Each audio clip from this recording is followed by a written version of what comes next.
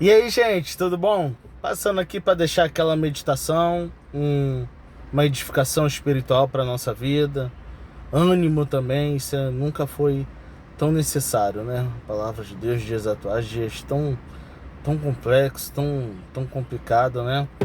Eu gostaria de deixar uma meditação que está lá no Evangelho de João, capítulo 4, versículo 1 ao 30. Mas eu vou só sintetizar, até porque eu não estou com a Bíblia aqui na mão. E eu teria que abrir o celular, mas ele está gravando aqui. Mas antes de começar de trazer a meditação, você já clicou aí no sininho? Já compartilhou por teus amigos, familiares?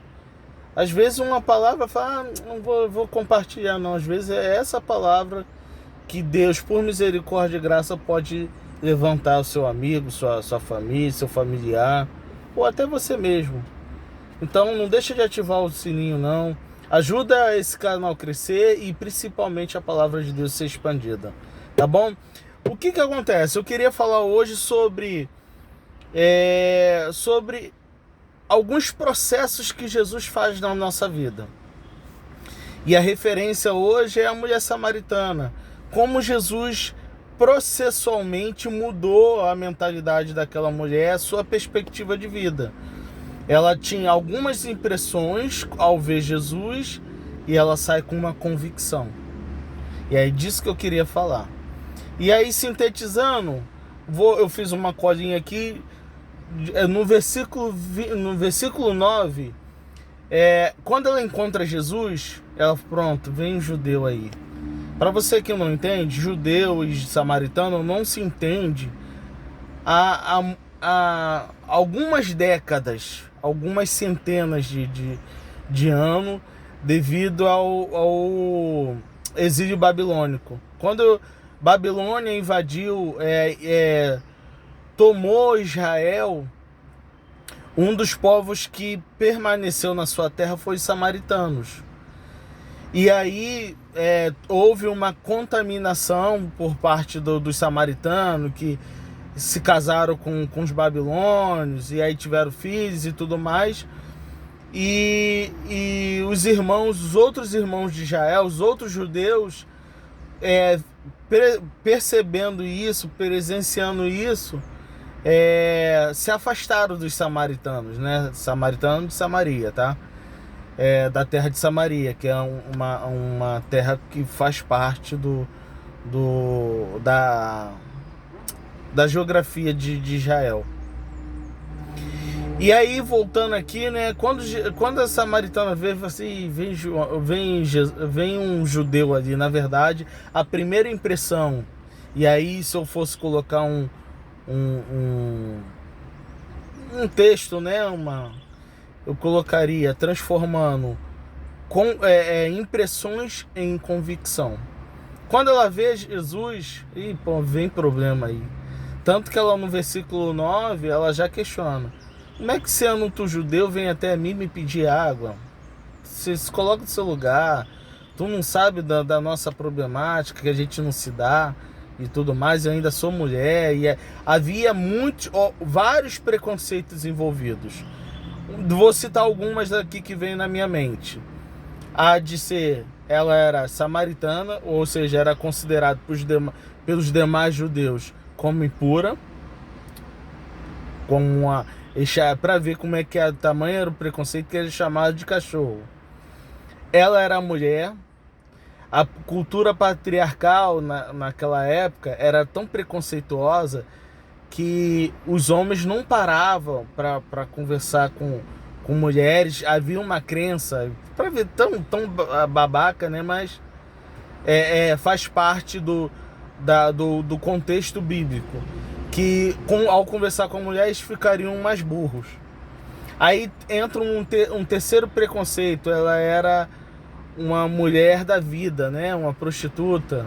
Tanto que o horário que ela foi pegar a água com seu cântaro era meio-dia. Não era prática das mulheres pegar água esse horário. Elas costumavam ir de manhã, e ela, para evitar esse constrangimento, ela ia por volta de meio-dia para fugir disso. E aí vai Jesus importuná-la, né? Mas olha como é que Jesus trabalha na nossa vida. A primeira coisa que a gente tem que refletir: eu não sou digno de estar no reino de Deus. E aí eu te pergunto, quem é digno? Ninguém é digno, é graça de Deus. A gente só deve reconhecer o sacrifício vicário de Jesus, que nos resgata. Graciosamente ele nos resgatou. Então, para quebrar isso, eu não sou digno, ninguém é digno. Jesus se aproxima, Jesus está preocupado com a sua vida e com o desenrolar da sua vida, que vai redundar na vida eterna. Seja para salvação, se você receber o sacrifício de Cristo, ou para condenação eterna. É pesado, mas tem que ser dito. Uma outra coisa interessante também, que no versículo 11 e 12, ela já começa a baixar a guarda. Ela já começa a considerar. Porque Jesus tinha esse tato. Jesus apela à humanidade dela. A partir do momento que Jesus fala sobre água, exprime, né, uma necessidade ali, ele apelou à humanidade dela, de tipo assim, beleza, na tua cabeça há uma rixa, mas me olhe como um ser humano. E foi o que ela começou a se desarmar. Traz uma ideia de um fotógrafo, um profissional, digamos, vamos botar aquela máquina profissional, não sei, hoje a tecnologia está tão avançada que deve estar, pequenos botões devem ajustar, né? Mas naquela época ele ficava ajustando a luneta ali, né? E Jesus basicamente está fazendo isso, está ajustando a percepção dela, ao ponto, como eu falei, de transformar em convicção. Então, ela, no versículo 11 e 12, ela já começa a questionar sobre a água. Que água é essa? E ela questiona: és tu maior do que o meu pai Jacó, que bebeu dessa água, que construiu esse poço? E aí Jesus começa a trabalhar a mentalidade dela, começa a trazer verdades espirituais, ao ponto que ela começa a considerar. No versículo 15, ela já começa a se desconstruir dos seus preconceitos, e ela automaticamente já começa a olhar para si. A coisa linda do Evangelho, quando entra na nossa vida, que ela começa a nos espelhar. Ela começa a mostrar como a gente está. Claro, ela começa no versículo 15, ela olha inicialmente uma necessidade imediata. Ela não queria voltar lá para pegar água. Mas Jesus começa a transformar essas impressões em uma convicção da necessidade de estar nele. Jesus é o sustentáculo do mundo e das nossas vidas. Se você está vivendo totalmente aleatório, não é bem essa palavra, você está totalmente afastado do seu Criador e você não quer nem saber, você tem certeza que em algum momento essa ficha vai cair. Em algum momento, essa necessidade que a gente tem de nos conectar com o nosso Senhor, e esse Senhor, digo, é Jesus Cristo, o único Senhor da nossa vida, tenha certeza que essa ficha vai cair, assim como caiu na vida dela. E aí Jesus começa a trabalhar, Jesus começa a resgatar essa sede espiritual, vamos colocar assim, essa inclinação para o sobrenatural, porque nós somos sobrenatural, meu amigo. Nós somos sobrenatural, minha amiga. Você acha, não coloca uma pulga atrás da tua orelha em saber que a gente não é só feito de físico? Se o Senhor tomar meu espírito aqui, minha alma, meu espírito, vai cair um corpo aqui, uma matéria. Então isso já, estou sendo bem raso aqui na minha avaliação, na minha construção aqui, na minha argumentação, de como há coisas transcendentais, coisas maiores, propósitos maiores para a tua vida. Você não nasceu só para viver, ou melhor, sobreviver, pagar as contas e depois morrer, procriar ou gerar filhos, que é uma palavra mais leve, né? Não, há um propósito na sua vida. Há um direcionamento que Cristo quer dar para a sua vida. Há uma oportunidade de água viva jorrar do teu interior.